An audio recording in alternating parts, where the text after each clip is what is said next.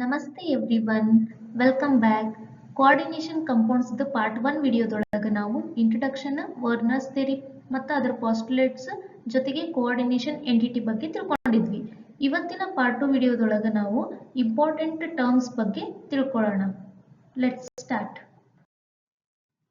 First one, central atom or central ion. ಅದರದ್ದು definition ನೋಡೋಣ. ಫಸ್ಟಿಗೆ, ಯಾವ ಅಟಮ್ ಅಥವಾ ಅಯಾನಿಗೆ ಲಿಗ್ಯಾಂಡ್ಸ್ ಅಟ್ಯಾಚ್ ಆಗಿರುತ್ತವೆಯೋ ಆ ಅಟಮ್ ಅಥವಾ ಅಯಾನ್ ಅನ್ನ ಸೆಂಟ್ರಲ್ ಅಟಮ್ ಅಥವಾ ಸೆಂಟ್ರಲ್ ಅಯಾನ್ ಅಂತ ಹೇಳಿ ಕರಿತೀವಿ. ಸಿಂಪಲ್ ಆಗಿ ಹೇಳ್ಬೇಕಂತಂದ್ರೆ ಕೋಆರ್ಡಿನೇಷನ್ ಕಂಪೌಂಡ್ಸ್ ಸೆಂಟ್ರಲ್ ಒಳಗೆ ಇರೋಂಥ ಮೆಟಲ್ ಅಟಮ್ ಅಥವಾ ಮೆಟಲ್ ಅಯಾನ್ ಅನ್ನ ನಾವು ಸೆಂಟ್ರಲ್ ಅಟಮ್ ಅಥವಾ ಸೆಂಟ್ರಲ್ ಅಯಾನ್ ಅಂತ ಹೇಳಿ ಕರಿತೀವಿ. ಇಲ್ಲಿ ನೋಡಿ, the atom or ion to which a fixed number of ions or groups are bound in a definite geometrical arrangement is called central atom or central ion. Okay, example ನೋಡೋಣ್ರಿ. ಈ first complex ಐತಲ್ಲ, ಈ first complex ನೋಡ್ರಿ. ಇದ್ರೊಳಗ central atom ಯಾವ್ದಂದ್ರ nickel. Okay, next ಮುಂದಿಲ್ದು example ನೋಡ್ರಿ. Next complex ಒಳಗ, ಈ ಕಾಂಪ್ಲೆಕ್ಸ್ ಒಳಗ ಸೆಂಟ್ರಲ್ ಅಟಮ್ ಯಾವ್ದಂದ್ರ ಕೊಬಾಲ್ಟು. ಓಕೆ, ಇನ್ನೊಂದ್ ಐತ್ ನೋಡ್ರಿ ಎಕ್ಸಾಂಪಲ್. ಇದು ಕಾಂಪ್ಲೆಕ್ಸ್ ಒಳಗ ಸೆಂಟ್ರಲ್ ಅಟಮ್ ಯಾವ್ದಂದ್ರ Fe ಅಂದ್ರ ಐರನ್ ಸೆಂಟ್ರಲ್ ಅಯಾನ್ ಅಥವಾ ಸೆಂಟ್ರಲ್ ಅಟಮ್ ಆಗೈತಿ. ಯಾಕಂದ್ರ ಅದ್ರ ಸುತ್ತಲೂ ಏನಾಗೈತಿ, 6 ಸೈನೈಡ್ ಲಿಗ್ಯಾಂಡ್ಸ್ ಅಟ್ಯಾಚ್ ಆಗ್ಯಾವ. ಓಕೆ, ಒಂದು ಇಂಪಾರ್ಟೆಂಟ್ ಪಾಯಿಂಟ್ ನ ಗಮನಿಸ್ಬೇಕು ನೀವು. ಏನಂತಂದ್ರ ಸೆಂಟ್ರಲ್ ಮೆಟಲ್ ಅಯಾನ್ ಲಿಗ್ಯಾಂಡ್ಸ್ ಇಂದ ಎಲೆಕ್ಟ್ರಾನ್ ಪೇರ್ ನ ಅಸೆಪ್ಟ್ ಮಾಡ್ತವೆ. ಓಕೆ, ಏನ್ ಮಾಡ್ತವೆ? ಸೆಂಟ್ರಲ್ ಮೆಟಲ್ ಅಯಾನ್ ಲಿಗ್ಯಾಂಡ್ಸ್ ಇಂದ ಎಲೆಕ್ಟ್ರಾನ್ ಪೇರ್ ಅನ್ನ ಅಸೆಪ್ಟ್ ಮಾಡ್ತವೆ. ಎಲೆಕ್ಟ್ರಾನ್ ಪೇರ್ ಅಸೆಪ್ಟ್ ಮಾಡುವಂತ ಸ್ಪೀಸಸ್ ನ ನಾವೇನಂತ ಕರಿತೀವಿ? ಲೇವಿಸ್ ಆಸಿಡ್ ಅಂತ ಕರಿತೀವಿ. ಆದ್ದರಿಂದ ಸೆಂಟ್ರಲ್ ಅಟಮ್ ಅಥವಾ ಸೆಂಟ್ರಲ್ ಅಯಾನ್ ಲೇವಿಸ್ ಆಸಿಡ್ ಆಗಿ ಆಕ್ಟ್ ಮಾಡ್ತೈತಿ. ದಟ್ಸ್ ವೈ ಇಲ್ಲಿ ಬರ್ದಿನ್ ನೋಡ್ರಿ, central ion act as Lewis acids. ಇವಾಗ ಲಿಗ್ಯಾಂಡ್ಸ್ ಬಗ್ಗೆ ತಿಳ್ಕೊಳ್ಳೋಣ. ಫಸ್ಟಿಗೆ ಡೆಫಿನೇಷನ್ ನೋಡೋಣ. ಸೆಂಟ್ರಲ್ ಮೆಟಲ್ ಅಯಾನ್ಗೆ ಅಟ್ಯಾಚ್ ಆಗಿರುವಂತ ಅಯಾನ್ಸ್ ಅಥವಾ ಮಾಲಿಕ್ಯೂಲ್ಸ್ ಗಳನ್ನ ನಾವು ಲಿಗ್ಯಾಂಡ್ಸ್ ಅಂತ ಕರಿತೀವಿ. Ions are molecules attach to the central metal atom or ion. Okay, ligands ತಮ್ಮ ಲೋನ್ ಪೇರ್ ಎಲೆಕ್ಟ್ರಾನ್ಸ್ ಅನ್ನ ಸೆಂಟ್ರಲ್ ಮೆಟಲ್ಗೆ ಡೊನೇಟ್ ಮಾಡ್ತವೆ. ಏನ್ ಮಾಡ್ತವೆ? ಲಿಗ್ಯಾಂಡ್ಸ್ ತಮ್ಮ ಲೋನ್ ಪೇರ್ ಆಫ್ ಎಲೆಕ್ಟ್ರಾನ್ಸ್ ನ ಸೆಂಟ್ರಲ್ ಮೆಟಲ್ ಅಟಮ್ಗೆ ಅಥವಾ ಸೆಂಟ್ರಲ್ ಮೆಟಲ್ ಅಯಾನ್ಗೆ ಡೊನೇಟ್ ಮಾಡ್ತವೆ. ಅದರಿಂದ ಲಿಗ್ಯಾಂಡ್ಸ್ ಲೇವಿಸ್ ಬೇಸ್ ಆಗಿ ಆಕ್ಟ್ ಆಗ್ತವೆ. ಅದಕ್ಕೆ ಇಲ್ಲಿ ಬರ್ದಿನ್ ನೋಡ್ರಿ, ligands act as Lewis base. Examples ನೋಡೋಣ. First one, Cl- H2O water molecule, ಮತ್ತೆ NH3 ಅಮೋನಿಯಾ, ಮತ್ತೆ Cn- ಅಂದ್ರೆ ಸೈನೈಡ್ ಮಾಲಿಕ್ಯೂಲ್. ಓಕೆ, ಇವೆಲ್ಲ ಲಿಗ್ಯಾಂಡ್ಸಿಗೆ ಎಕ್ಸಾಂಪಲ್. ಒಂದು ಕೋಆರ್ಡಿನೇಷನ್ ಕಂಪೌಂಡ್ ಒಳಗ ಲಿಗ್ಯಾಂಡ್ಸ್ ಬಹಳ ಇಂಪಾರ್ಟೆಂಟ್ ರೋಲ್ ನ ಪ್ಲೇ ಮಾಡ್ತೈತಿ. ಇವಾಗ ಟೈಪ್ಸ್ ಆಫ್ ಲಿಗ್ಯಾಂಡ್ಸ್ ನೋಡೋಣ. ಲಿಗ್ಯಾಂಡ್ಸ್ ಅನ್ನ ಡೋನರ್ ಅಟಮ್ಸ್ ಸಂಖ್ಯೆ ಆಧಾರದ ಮೇಲೆ ಕ್ಲಾಸಿಫೈ ಮಾಡಲಾಗೈತಿ. ಒಂದು ಡೋನರ್ ಅಟಮ್ ಇದ್ರೆ ಅದನ್ನ ಯುನಿಡೆಂಟೇಟ್ ಲಿಗ್ಯಾಂಡ್ ಅಂತ ಕರೀತಾರ. ಓಕೆ, ಎಕ್ಸಾಂಪಲ್ ನೋಡ್ರಿ, NH3 ammonia, H2O water molecule, Cl- these are example for monodentate or unidentate ligand. ಹೌದಾ? ನೆಕ್ಸ್ಟ್ ಬೈಡೆಂಟೇಟ್ ಲಿಗ್ಯಾಂಡ್ ಅಂದ್ರೆ ಎರಡು ಡೋನಾರ್ ಅಟಮ್ಸ್ ಇದ್ರ ಅವನ್ನ ಬೈಡೆಂಟೇಟ್ ಲಿಗ್ಯಾಂಡ್ ಅಂತ ಕರೀತಾರೆ. ಎಕ್ಸಾಂಪಲ್ ಈಥೇನ್ 1,2 ಡೈ ಅಮೈನ್ ಅಂತ ಅಂತಾರ. ಅದ್ರದ್ದು ಹೆಸರು EN ಅಂತಾನು ಬರೀತಾರ. ಓಕೆ, ಮತ್ತೊಂದು ಇನ್ನೊಂದು ಬರ್ದೇನಲ್ರಿ, C2O4 ಅಂತೇಳಿ, ಅದು oxalate ion. These are the example for bidentate ligand. ಮತ್ತೆ ನೆಕ್ಸ್ಟ್ ಪಾಲಿಡೆಂಟೇಟ್ ಲಿಗ್ಯಾಂಡ್ ಅಂದ್ರೆ ಬಹಳಷ್ಟು ಡೋನಾರ್ ಅಟಮ್ಸ್ ಇದ್ರ ಅವನ್ನ ಪಾಲಿಡೆಂಟೇಟ್ ಲಿಗ್ಯಾಂಡ್ ಅಂತ ಕರೀತಾರ. ಎಕ್ಸಾಂಪಲ್ ಯಾವ್ದಂದ್ರೆ EDTA. Chelating ligands and denticity ನೋಡೋಣ. ಅದ್ರೊಳಗೆ ಫಸ್ಟ್ ಒನ್, ಚಿಲೇಟಿಂಗ್ ಲಿಗ್ಯಾಂಡ್ಸ್ ಅಂದ್ರೆ ಏನಂತ ನೋಡೋಣ. ಇಲ್ಲಿ ನೋಡ್ರಿ points. Use 2 or more donor atoms form ring structure with metal ion more stable complexes. ಹೌದಾ? ಇದ್ರದ್ದು ಅರ್ಥ ಏನಂದ್ರೆ ಬೈಡೆಂಟೇಟ್ ಅಥವಾ ಪಾಲಿಡೆಂಟೇಟ್ ಲಿಗ್ಯಾಂಡ್ ಒಂದು ಮೆಟಲ್ ಅಯಾನ್ಗೆ ಎರಡು ಅಥವಾ ಹೆಚ್ಚಿನ ಡೋನರ್ ಅಟಮ್ಸ್ ಮೂಲಕ ಅಟ್ಯಾಚ್ ಆದಾಗ ಚಿಲೇಷನ್ ಆಗುತ್ತದೆ. ಈ ಪ್ರೊಸೆಸ್ ನಿಂದ ರಿಂಗ್ ಸ್ಟ್ರಕ್ಚರ್ ಫಾರ್ಮ್ ಆಗ್ತೈತಿ. ಇದನ್ನ ನಾವು ಚಿಲೇಟ್ ರಿಂಗ್ ಅಂತ ಕರಿತೀವಿ. ಚಿಲೇಟ್ ಕಾಂಪ್ಲೆಕ್ಸಸ್ ಸಾಮಾನ್ಯ ಅಂದ್ರೆ ನಾರ್ಮಲ್ ಕಾಂಪ್ಲೆಕ್ಸ್ ಗಿಂತ ಹೆಚ್ಚಿಗೆ ಸ್ಟೇಬಲ್ ಆಗಿರ್ತಾವು. ಓಕೆ, ಎಕ್ಸಾಂಪಲ್ ನೋಡ್ರಿ, ಇಲ್ಲೇ EDTA ಈಗ ನೆಕ್ಸ್ಟ್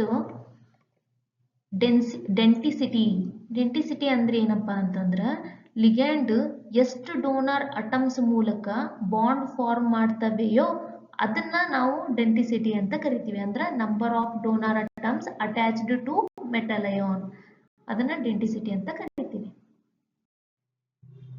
ಈಗ ನಾವು ಆಂಬಿಡೆಂಟೆಂಟ್ ಲಿಗ್ಯಾಂಡ್ಸ್ ಗಳ ಬಗ್ಗೆ ತಿಳ್ಕೊಳ್ಳೋಣ. ಇದು ಕೋಆರ್ಡಿನೇಷನ್ ಕೆಮಿಸ್ಟ್ರಿ ಒಳಗ ತುಂಬಾ ಇಂಟ್ರೆಸ್ಟಿಂಗ್ ಟಾಪಿಕ್. ಮೊದಲು ಆಂಬಿಡೆಂಟೆಂಟ್ ಅನ್ನೋ ವರ್ಡ್ ಮೀನಿಂಗ್ ನೋಡೋಣ. ಆಂಬಿ ಅಂದ್ರೆ ಟೂ ಅಥವಾ ಬೋತ್ ಸೈಡ್ಸ್. ಅಂದ್ರ ಒಂದ್ ಲಿಗ್ಯಾಂಡ್ಗೆ ಎರಡು ಡಿಫರೆಂಟ್ ಡೋನರ್ ಅಟಮ್ಸ್ ಇರ್ತಾವ. ಆದ್ರ ಒಂದ್ ಇಂಪಾರ್ಟೆಂಟ್ ಪಾಯಿಂಟ್ ಏನಂದ್ರ ಆ ಎರಡೂ ಡೋನರ್ ಅಟಮ್ಸ್ ಒಂದೇ ಟೈಮ್ ಒಳಗ ಕೋಆರ್ಡಿನೇಟ್ ಆಗಂಗಿಲ್ಲ. ಒಂದು ಟೈಮ್ ಒಳಗ ಒಂದು ಡೋನರ್ ಅಟಮ್ ಮೂಲಕ ಸೆಂಟ್ರಲ್ ಮೆಟಲ್ ಅಯಾನ್ಗೆ ಅಟ್ಯಾಚ್ ಆಗುತ್ತೆ. ಇಂತಹ ಲಿಗ್ಯಾಂಡ್ಸ್ ಗಳನ್ನ ನಾವು ಆಂಬಿಡೆಂಟೆಡ್ ಲಿಗ್ಯಾಂಡ್ಸ್ ಅಂತ ಕರಿತೀವಿ. ಡೆಫಿನೇಷನ್ ನೋಡೋಣ. A ligand which has two different donor atoms and can coordinate through either one of them is called an ambidentate ligand. ಅಂದ್ರ ಲಿಗ್ಯಾಂಡ್ಗೆ ಎರಡು ಬಾಂಡಿಂಗ್ ಸೈಟ್ಸ್ ಇರ್ತಾವ. ಮೆಟಲ್ ಅಯಾನ್ ಯಾವ ಡೋನರ್ ಅಟಮ್ ಜೊತೆಗೆ ಬಾಂಡ್ ಫಾರ್ಮ್ ಮಾಡ್ತವೆಯೋ ಅದ್ರ ಮೇಲೆ ಕಾಂಪ್ಲೆಕ್ಸ್ ಸ್ಟ್ರಕ್ಚರ್ ಡಿಪೆಂಡ್ ಆಗುತ್ತೆ. Okay, examples ನೋಡೋಣ. ಅದ್ರೊಳಗೆ ಫಸ್ಟ್ ಒನ್ ನೈಟ್ರಿಟೋ ಅಯಾನ್. ಓಕೆ, ಅದ್ರೊಳಗೆ ಇದು ಅತ್ಯಂತ ಇಂಪಾರ್ಟೆಂಟ್ ಎಕ್ಸಾಂಪಲ್. ಯಾಕಂದ್ರ ಈ ಅಯಾನ್ ಒಳಗ ನೈಟ್ರೋಜನ್ ಮತ್ತು ಆಕ್ಸಿಜನ್ ಎರಡು ಡೋನರ್ ಅಟಮ್ಸ್ ಆಗಿ ಆಕ್ಟ್ ಮಾಡಬಹುದು. ಅಂದ್ರ ಮೆಟಲ್ ಅಯಾನ್ ಜೊತೆಗೆ ನೈಟ್ರೋಜನ್ ಮೂಲಕವೂ ಬಾಂಡ್ ಆಗಬಹುದು ಅಥವಾ ಆಕ್ಸಿಜನ್ ಮೂಲಕವೂ ಬಾಂಡ್ ಆಗಬಹುದು. ಒಂದೇ ಕೇಸ್ ನೋಡನ್ರಿ. ನೈಟ್ರೋಜನ್ ಮೂಲಕ ಬಾಂಡ್ ಆತಪ್ಪ ಅಂತಂದ್ರ ಮೆಟಲ್ ಅದಕ್ಕೆ ನೈಟ್ರೋಜನ್ ಅಟ್ಯಾಚ್ ಆಗುತ್ತೆ, ಆಮೇಲೆ ಓ ಬರುತ್ತೆ. ಈ ಫಾರ್ಮ್ ಅನ್ನ ನಾವು ನೈಟ್ರೋ ಕಾಂಪ್ಲೆಕ್ಸ್ ಅಂತ ಕರಿತೀವಿ. ಓಕೆ, ನೈಟ್ರೋಜನ್ ಡೋನರ್ ಅಟಮ್ ಆಗಿರ್ತೈತಿ. ಇಲ್ಲಿ ಫಸ್ಟ್ ಒನ್ ಐತಲ್ರಿ, ಇಲ್ಲಿ ತೋರಿಸ್ತೀನಿ ತಡ್ರಿ. ಇದು ಮೆಟಲಿಗೆ ಎನ್ ಅಟ್ಯಾಚ್ ಆಗಿ ಆಮೇಲೆ ಓ ಬಂತಂದ್ರ MnO ಈ ತರ, ಅಂದ್ರೆ ಮೆಟಲ್ NO ಈ ತರ ಬಂತಂದ್ರೆ ಇದು ಫಸ್ಟ್ ಕೇಸ್. ಇದನ್ನ ನೈಟ್ರೋ ಕಾಂಪ್ಲೆಕ್ಸ್ ಅಂತ ಕರಿತೀವಿ. ಈ ತರ ಫಾರ್ಮ್ ಅನ್ನ ನೈಟ್ರೋಜನ್ ಡೋನರ್ ಅಟಮ್ ಆಗಿರ್ತೈತಿ. ಇನ್ನು ಸೆಕೆಂಡ್ ಕೇಸ್ ಒಳಗೆ ಏನಾಗುತ್ತಂತಂದ್ರ ಇದು ಮೆಟಲ್ ಆಕ್ಸಿಜನ್ ಆಮೇಲೆ ಎನ್ ಬರುತ್ತೆ. ಓಕೆ, ಅವಾಗ ಏನಾಗುತ್ತ ಮೆಟಲ್ ಆಕ್ಸಿಜನ್ ಎನ್ ಅಂದ್ರೆ ಇದನ್ನ ನಾವು ನೈಟ್ರಿಟೋ ಕಾಂಪ್ಲೆಕ್ಸ್ ಅಂತ ಕರಿತೀವಿ. ಆಕ್ಸಿಜನ್ ಡೋನರ್ ಅಟಮ್ ಆಗಿರ್ತೈತಿ ಈ ಕೇಸ್ ಒಳಗ. ಅಂದ್ರ ಒಂದೇ ಲಿಗ್ಯಾಂಡ್ ಆದಂತಹ ಈ NO2 ಮೈನಸ್ ಎರಡು ಡಿಫರೆಂಟ್ ವೇ ಒಳಗ ಕೋಆರ್ಡಿನೇಟ್ ಆಗಬಹುದು. ಇದಕ್ಕಾಗಿ ಇದನ್ನ ನಾವು ಆಂಬಿಡೆಂಟೆಡ್ ಲಿಗ್ಯಾಂಡ್ ಅಂತ ಕರಿತೀವಿ. ಮತ್ತೊಂದು ಎಕ್ಸಾಂಪಲ್ ನೋಡ್ರಿ ಇಲ್ಲೇ. SCN ಮೈನಸ್ ಅಂದ್ರ ಥಿಯೋಸೈನೈಡ್ ಅಯಾನ್. ಇನ್ನೊಂದು ಇಂಪಾರ್ಟೆಂಟ್ ಎಕ್ಸಾಂಪಲ್ ಇದು ಥಿಯೋಸೈನೈಡ್ ಅಯಾನ್. ಇಲ್ಲಿ ಏನಾಗುತ್ತಂದ್ರ ಈ ಲಿಗ್ಯಾಂಡ್ ನಲ್ಲಿ ಸಲ್ಫರ್ ಮತ್ತು ನೈಟ್ರೋಜನ್ ಡೋನರ್ ಅಟಮ್ ಅವೆ. ಹೌದಾ, ಮೆಟಲ್ ಅಯಾನ್ ಸಲ್ಫರ್ ಮೂಲಕನೂ ಕೋಆರ್ಡಿನೇಟ್ ಮಾಡಬಹುದು ಅಥವಾ ನೈಟ್ರೋಜನ್ ಮೂಲಕನೂ ಕೋಆರ್ಡಿನೇಟ್ ಮಾಡಬಹುದು. ಸಲ್ಫರ್ ಮೂಲಕ ಬಾಂಡ್ ಆತಪ್ಪ ಅಂತಂದ್ರ ಇದನ್ನ ನಾವೇನಂತ ಕರಿತೀವಿ, ಥಿಯೋಸೈನಾಟೋ ಕಾಂಪ್ಲೆಕ್ಸ್. ಅಂದ್ರೆ ಮೆಟಲ್ಗೆ ಫಸ್ಟ್ ಎಸ್ ಅಂದ್ರೆ ಸಲ್ಫರ್ ಮೂಲಕ ಕೋಆರ್ಡಿನೇಟ್ ಆಗುತ್ತೆ, ಆಮೇಲೆ CN ಬರುತ್ತೆ. ಸೊ ಇದನ್ನ ನಾವು ಥಿಯೋಸೈನೈಟೋ ಕಾಂಪ್ಲೆಕ್ಸ್ ಅಂತ ಕರಿತೀವಿ.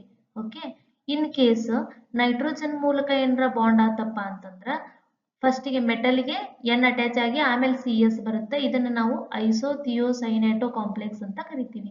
ಈ ರೀತಿ ಆಗುತ್ತೆ.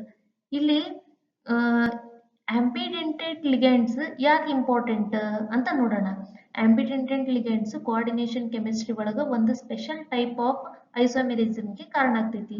ಅದನ್ನ ನಾವು ಲಿಂಕೇಜ್ ಐಸೋಮೆರಿಸಮ್ ಅಂತ ಕರಿತೀವಿ. ಯಾಕಂದ್ರೆ ಒಂದೇ ಲಿಗ್ಯಾಂಡ್ ಡಿಫರೆಂಟ್ ಡೋನರ್ ಅಟಮ್ ಮೂಲಕ ಅಟ್ಯಾಚ್ ಆಗಬಹುದು. ಹಾಗಾಗಿ ಸೇಮ್ ಫಾರ್ಮುಲಾ ಇದ್ರೂ ಡಿಫರೆಂಟ್ ಸ್ಟ್ರಕ್ಚರ್ ಸಿಗ್ತಾವ. ಈ ಲಿಂಕೇಜ್ ಐಸೋಮೆರಿಸಮ್ ಬಗ್ಗೆ ನೆಕ್ಸ್ಟ್ ಪಾರ್ಟ್ ಒಳಗ ನಾನು ತಿಳಿಸ್ಕೊಡ್ತೇನೆ. ಓಕೆ,